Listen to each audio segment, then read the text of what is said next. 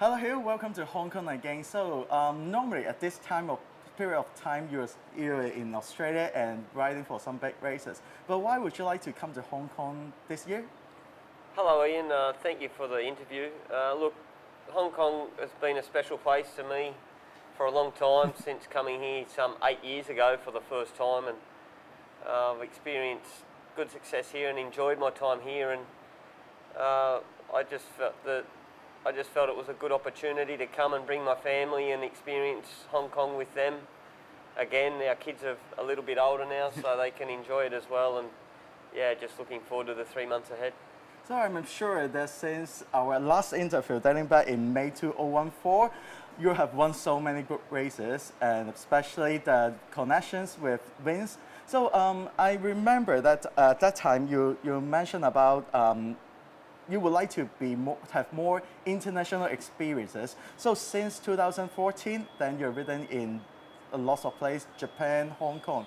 Do you think that you meet your expectations compared with that time? Well, I've certainly had a great deal of success and ridden some really good horses since 2014. Obviously, Winx headlines those, but while I was riding Winx, I also rode Werther, who was Hong Kong's champion horse, when I was riding him as well. So my time here in Hong Kong in 2014 really opened the door to some opportunities here, and I was just very lucky to, land on Hong Kong's best horse, and at the same time I was riding Winx, so it all sort of snowballed, I guess, so to speak, and then it opened an opportunity to ride in Japan, which I did with success as well. So, I've just been really lucky to get on some horses at the right time that have really taken me to another level, or taken my career to successes I would not have dreamed of. So tell me about your background, and not too many people realize because you are really well established. But when we check your background, and actually your father and mom own a farm when you were young, that's why you start to be a apprentice around 14 years old, and then you're ridden for racing great Ron Quinton. And what do you learn from them? Well, I grew up on a farm. My parents were interested in racing and were hobby racing people, or still are in fact. But I grew up riding horses, mustering cattle, doing pony club, doing eventing, all sorts of horse sports, and they've been a part of my life from a very young age. I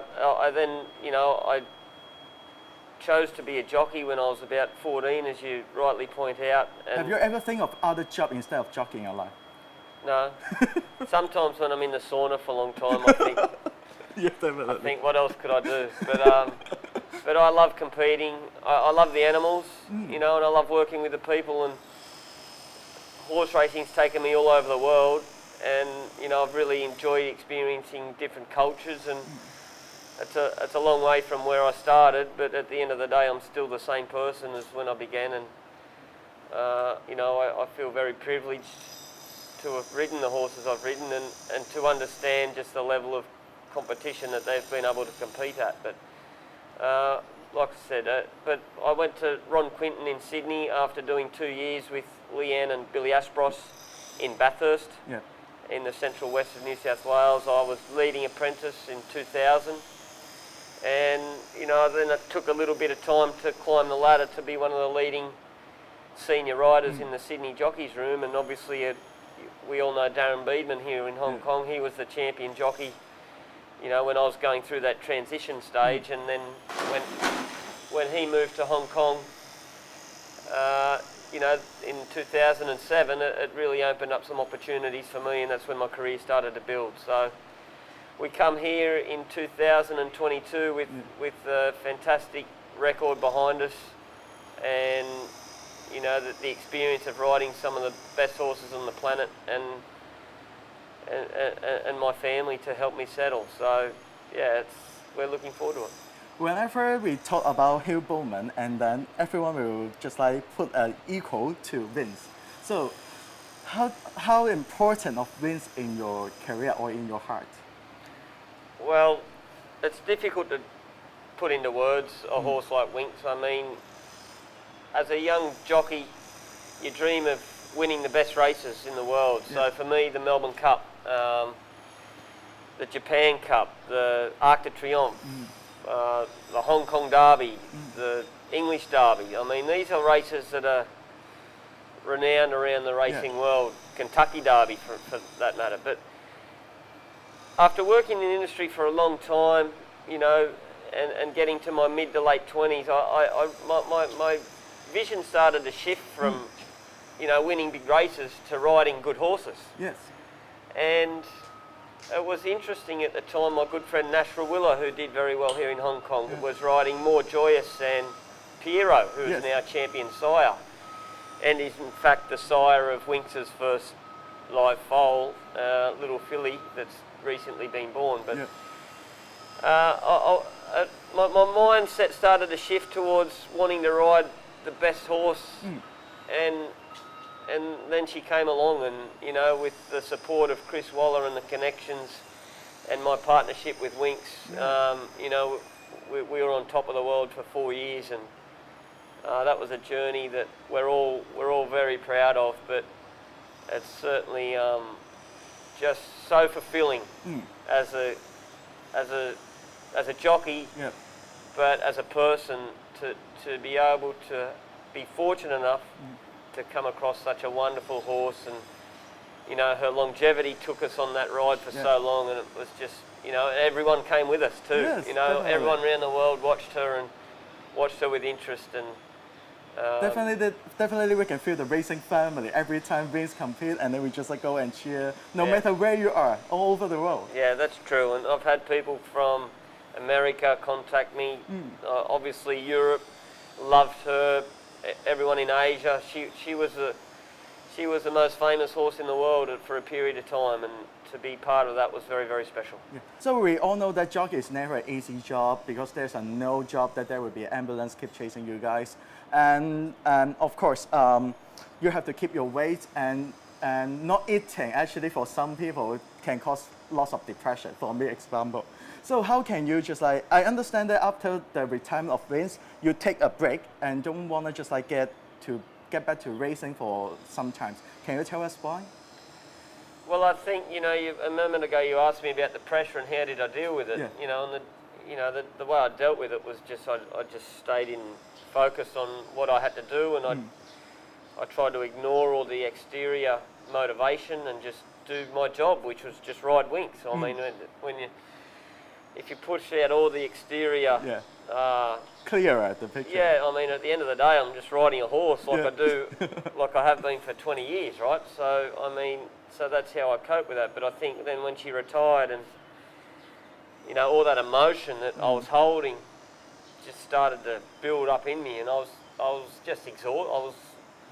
I was so fatigued. I was physically exhausted, and I just thought, you know what, I'm just going to have a break and regroup. And you know, I think even when I started riding again, it took some time to sort of start to get that momentum and the energy back. And you know, I feel over the last 6 or 8 months, you know, it's really started to come back, and the mental motivation leads to the physical motivation, and of course, you know, one thing leads to another. So I feel like we're back in a good space now, and it took time, no doubt about it, but looking forward to, you know, getting on track to finding another good horse to ride. Yeah, definitely. You're a very role model for us as an elite sportsman. How can you just like balance the career and family and life?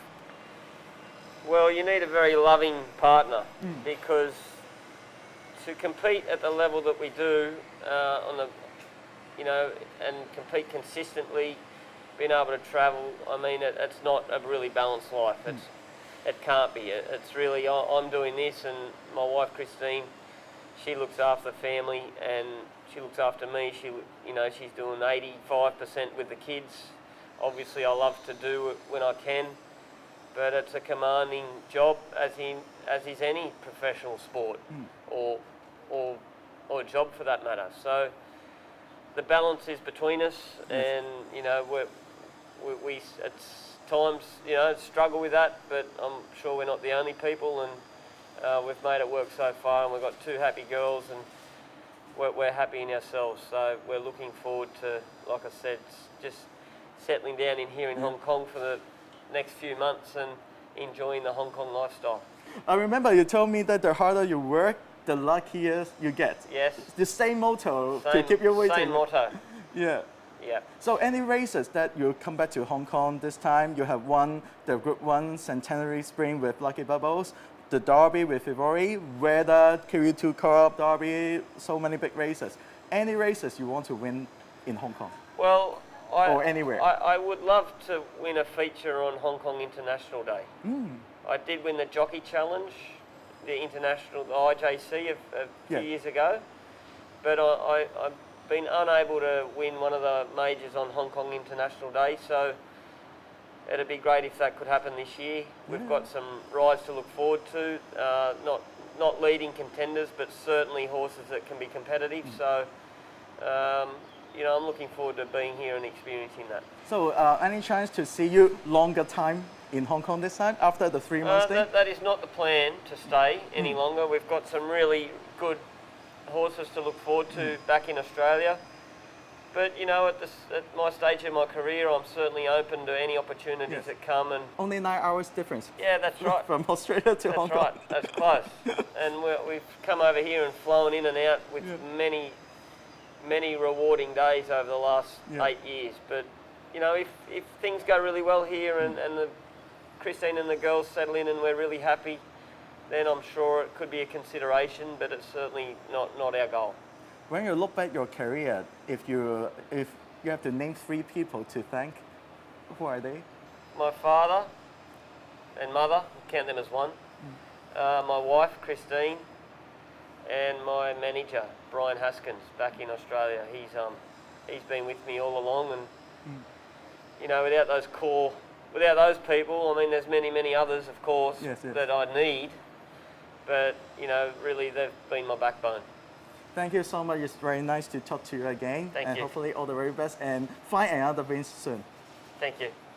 I hope so.